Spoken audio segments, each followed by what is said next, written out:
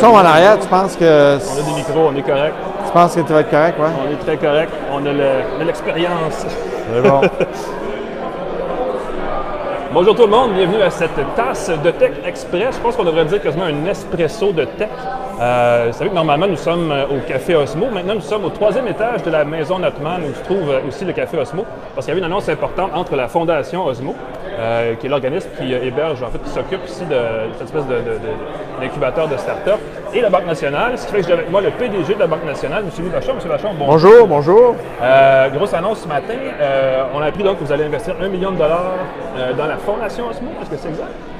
Oui, c'est une contribution de $1 million à la Fondation Osmo pour permettre à la Fondation de poursuivre sa mission, qui est d'encourager l'entrepreneuriat, bien sûr, à Montréal, mais aussi à fédérer un peu les différents écosystèmes, les différentes parties de l'écosystème à Montréal. Oui, parce qu'il y en a beaucoup, on parle de start-up, on parle Il y en a beaucoup, c'est parfait, puis je pense que j'ai fait de la liste tantôt, on en supporte plusieurs nous-mêmes.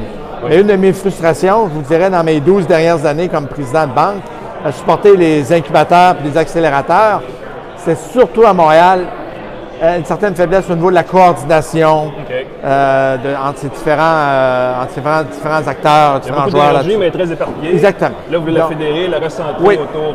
Est-ce que c'est autour de la maison Notman? Je suis donc content que ce soit l'équipe ici là, de Notman House qui le fait, parce que c'est pas une banque de le faire.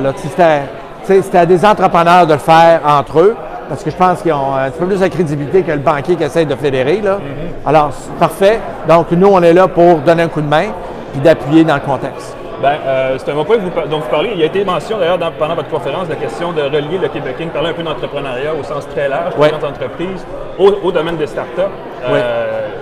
Il y a un peu de ça aussi dans l'entente que vous avez. Oui, bien sûr. Et j'ai joint le conseil d'administration de la Fondation Osmo justement pour ça, pour donner un petit coup de main à s'assurer qu'il y a un lien direct avec les plus gros joueurs de Québec Inc., puis tout l'écosystème entrepreneurial.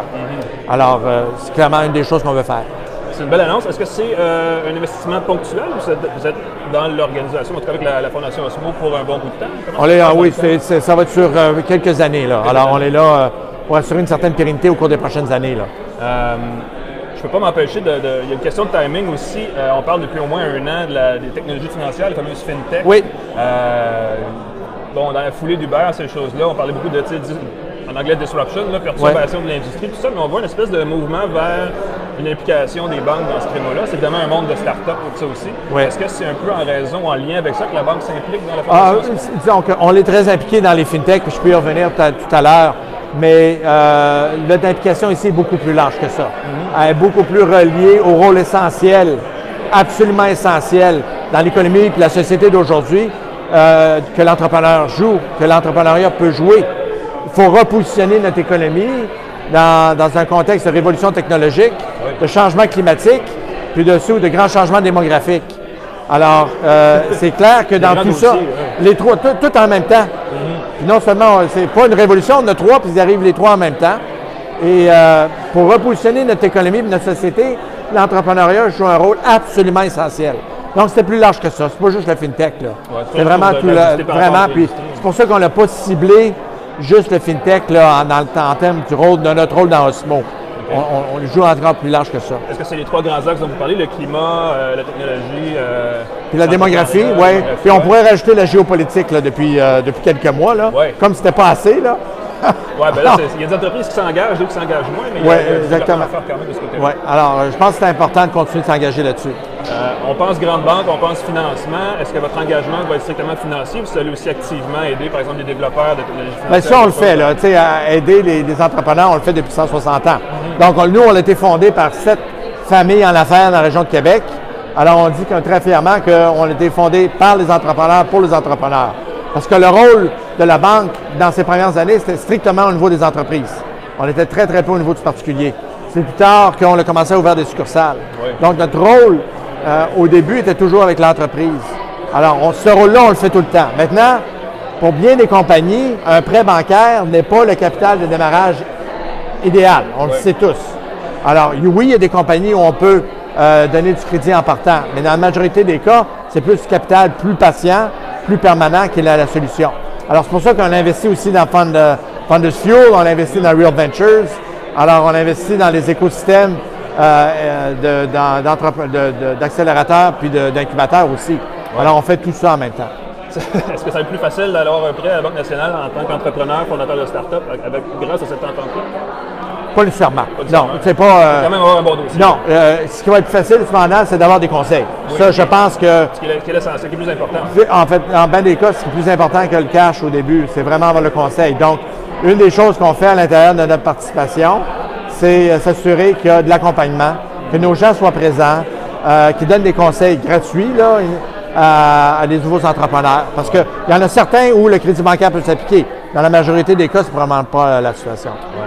Bien, évidemment, quand on parle start-up, on parle capital risque souvent, donc il y a une notion de risque, il y a des succès, des échecs, des choses comme ça. Est-ce que vous fixez des objectifs par rapport à ça, savoir qu'il y a des projets que vous voulez voir croître, qu'il y a des succès que vous voulez cibler ou même quantifier, par exemple? Oui, bien, je pense que la fondation, en général, s'est donné une mission d'avoir au moins 5 unicorns là, au cours des prochaines années. Là. Donc, on a un quantitativement qui aurait une valeur d'1 milliard. $1 milliard à plus. Alors, au moins 5 là, dans la région de Montréal. Donc ça, c'est un objectif qui est assez clair. C'est intéressant. Nous, on participe déjà, on est déjà là, on peut faire des IPO, on peut les participer. Je pense que c'est connu que dans Lightspeed, qui fait son IPO, qui va déposer son prospectus le mois prochain, on est une des 2 banques qui ont été sélectionnées pour faire le premier appel à l'épargne. Donc, c'est clair que nous, on peut, du tout début jusqu'à la fin, jusqu'à l'IPO, on peut être très présent. Donc, c'est pour ça que pour nous, puis pour la société, c'est très important de faire ce qu'on fait aujourd'hui. Oui. Bien, c'est bien que vous parliez de licorne parce que justement, il y a Lightspeed, il y en a quelques autres en fait qui pourraient émerger dans les prochaines années. Est-ce qu'il y en a qui sont identifiés quand vous dites 5 licornes? Est-ce que vous avez des noms précis? Non. Vous espérez que vous allez aider les gens à atteindre cet objectif-là? Non, on n'est pas là pour choisir, là, je pense que c'est pas ça. Ça étant dit, je pense qu'une des choses qui est importante, c'est l'accélération. Qu'est-ce que ça prend pour, entre disons, un start-up qui a bien réussi, à l'unicorn, il y a toute la phase, le scale-up, en bon français. Oui, il y a du temps qui se passe. Et ça, c'était un enjeu à Montréal. Peut-être qu'on a besoin de plus de ressources. Okay. Et ça, je pense que c'est une des missions aussi de la Fondation Osmo, c'est de travailler beaucoup sur le scale-up. Ben, je sais qu'ils ont l'objectif d'unifier, en tout cas d'aider à harmoniser disons, le secteur de la start-up, ouais, ça va faire le plus grand bien. On a glissé un mot légèrement sur les technologies financières tout à l'heure. Il y a vraiment un gros mouvement de transformation dans l'industrie bancaire. On ne s'en rend pas compte comme consommateur. Peut-être qu'on ne s'en rend pas compte que c'est un phénomène très large parce qu'on ne réalise pas que tout le monde fait la même chose, mais il y a vraiment un mouvement vers le numérique dans les opérations bancaires. Massivement. On le voit déjà. Alors nous, on parlait de disruption. La réalité, c'est qu'une partie de la disruption, dans ça, l'industrie se fait lui-même. On est en train de se disrupter. En investissant massivement sur les plateformes mobiles et les plateformes numériques, on est en train un peu de disrupter notre propre réseau de succursales. Alors, on le repositionne, le réseau de succursales, il demeure là. Alors, où on voit tout ce qui est mobilité, évidemment, a progressé énormément. Au niveau des données, il y a beaucoup de travail qui est fait de ce côté-là. Rendre l'expérience plus simple, plus facile, tout en la rendant toujours sécuritaire. Ça, c'est tout un défi. Parce qu'évidemment, avec les nouvelles technologies, il y a les nouvelles sources de fraude et les nouvelles risques qui s'appliquent. Et aussi, il y a l'intelligence artificielle dans laquelle on investit. Donc, je vous dirais que le dossier du FinTech a beaucoup évolué dans la bonne direction dans les dernières années. Au début, les gens disaient « on va être le Uber de l'industrie bancaire. Oui, » Et bon, on a dit ça, on leur a dit bonne chance, good luck en bon français. Alors, je vous dirais que le discours du FinTech a beaucoup changé depuis. On travaille beaucoup plus en collaboration avec l'industrie bancaire parce qu'ils savent que l'industrie bancaire est en train de se disrupter elle-même de toute façon. Donc, nous, on a un groupe d'investissement qui investit spécifiquement dans les FinTech, basé à Montréal, qui est dirigé par Philippe Daou. Et on est rendu à 8 ou 9 investissements. Je vous dirais la majorité au Québec, mais on a aussi quelques-uns en Ontario aussi. Et non seulement on investit, mais on travaille, dans la majorité des cas, on utilise l'outil, la plateforme, l'application développée par ces compagnies-là, puis on veut la développer et la déployer à l'interne chez nous. Oui. La solution en tant que telle, on veut la déployer. Donc, ce n'est pas juste un partenariat financier, c'est un partenariat stratégique. Et on le voit de plus en plus, on a une grande partie de nos discussions stratégiques actuellement, c'est en collaboration, puis comment on travaille avec les FinTech et comment on travaille ensemble dans le temps. Alors, je pense que ça va continuer de ce côté-là. C'est très encourageant de le faire aussi. On voit des FinTech, évidemment, qui sont des services publics, mais il y a aussi beaucoup de de processus internes dans le secteur financier qui peuvent être améliorés. Ouais. Est-ce que c'est une opportunité de croissance ou c'est vraiment un défi de juste protéger votre marché par rapport à cette Oui, nouvelle technologie? bien sûr, ça va l'être, mais ça l'est toujours. Tu sais, la compétition a toujours été féroce, puis elle va le demeurer. Je vous dirais que la partie qui est, je vous dirais, sur la base planétaire, plus sous attaque là, traditionnelle, c'est la partie des paiements. Alors, il y a beaucoup de gens qui veulent s'introduire dans l'écosystème des paiements. Au Canada, c'est moins évident. On voit Interact est très présent. La solution P2P Interact est quand même fonctionnelle. Il faut la rendre encore plus fonctionnelle, puis l'industrie travaille à ça. Le contexte réglementaire aussi est peut-être un peu plus restrictif au Canada. Donc, on voit moins de changements de ce côté-là, parce que les joueurs comme nous sont déjà très bien établis. Puis, la carte de crédit, la carte de débit fonctionne beaucoup au Canada. Les gens utilisent beaucoup la carte de crédit avec les points. Des endroits comme la Chine, où la carte de crédit n'était pas très bien déployée, puis il n'y avait pas de points boni, bien, ils ont passé à l'IP et à WeChat assez rapidement. Mais au Canada, les cartes de paiement sont déjà très présentes. Ben, c'est drôle, parce que je savais vous demander, je pense que le Canada était un des pays qui a adopté le plus rapidement le fameux guichet bancaire il y a quand même une trentaine d'années, oui. Ça fait longtemps. Ça positionnait un peu l'industrie financière canadienne aux avant-postes dans le fond d'innovation à l'époque, et on sent qu'il y a eu un essoufflement après. Est-ce qu'il y a une volonté de rattraper l'innovation? Est-ce que c'est important d'être à la tête de l'innovation? Oui, je vous dirais que ça dépend des endroits. Un des endroits, on était très à l'avance là-dessus. Interact était à l'avance, oui, c'est le P2P. Un des endroits où on l'a... Puis j'ai une part de responsabilité parce que j'étais autour de la table il y a 13 ans quand ça s'est décidé. C'était, on a décidé de numériser les chèques, oui. Alors qu'on aurait dû se débarrasser des chèques. Ah oui, OK. Alors, il y a plusieurs juridictions en Europe où ils ont éliminé les chèques.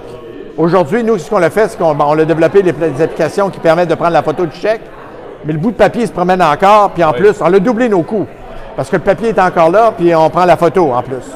Ça n'a pas été une grande décision, là, pour l'industrie, puis non plus pour le consommateur. Alors, je vous dirais qu'idéalement, moi, sur un horizon de 4-5 ans, il faudrait joindre le reste de la planète puis éliminer les chèques. Je pense que la technologie existe, puis on devrait s'en aller dans cette direction-là. Le papier, le cash en bon français, là, va diminuer, continue de diminuer, devrait continuer de diminuer. C'est plus efficace, ça donne moins d'espace pour l'économie au noir. Il y a plusieurs bénéfices à ça. Est-ce que l'argent comptant va disparaître? Je ne le pense pas. Pas dans 5 ans, probablement. Même pas dans 10 ans. Et à long terme, pour des questions de résilience de système. Ouais. Et même la Suède, qui est un des pays qui est le plus avancé dans ses paiements, veulent conserver le cash. Et c'est tout relié à l'enjeu de la cybersécurité. Ah oui, OK. Alors, c'est préserver une certaine résilience en cas de difficulté au niveau de la cybersécurité. L'Association des banquiers canadiens, il y a, je pense, une semaine ou deux, disait on veut pousser l'innovation, on veut plus de nouvelles technologies. Et un exemple, je ne sais pas si c'était juste une image ou c'était vraiment dans la volonté du président de l'ABC, mais c'était disait, par exemple, on a des guichets avec empreinte digitale, des choses comme ça, on veut adopter des nouvelles technologies comme ça. Ce qui fait sourire. Est-ce qu'on va avoir un jour un guichet où on va, plus de carte débit, mais on va vraiment s'inscrire avec soit la reconnaissance du visage ou l'empreinte du doigt? Voyez-vous ça? Oui, peut-être. Je vous dirais que ayant investi récemment dans une nouvelle génération de guichets, ah oui, bon, voilà. je suis pas sûr que je vais le faire. Là. On vient de changer. Là, je pense que la prochaine priorité ne sera pas les guichets automatiques. Là, on va garder ceux-là qu'on a. On a déjà le pouce, vous savez déjà, puis le facial recognition, on l'a déjà sur les mobiles, ben voilà. Sur l'application mobile. Donc, on est là. Donc, il s'agit de voir comment ces technologies-là évoluent aussi. Hein?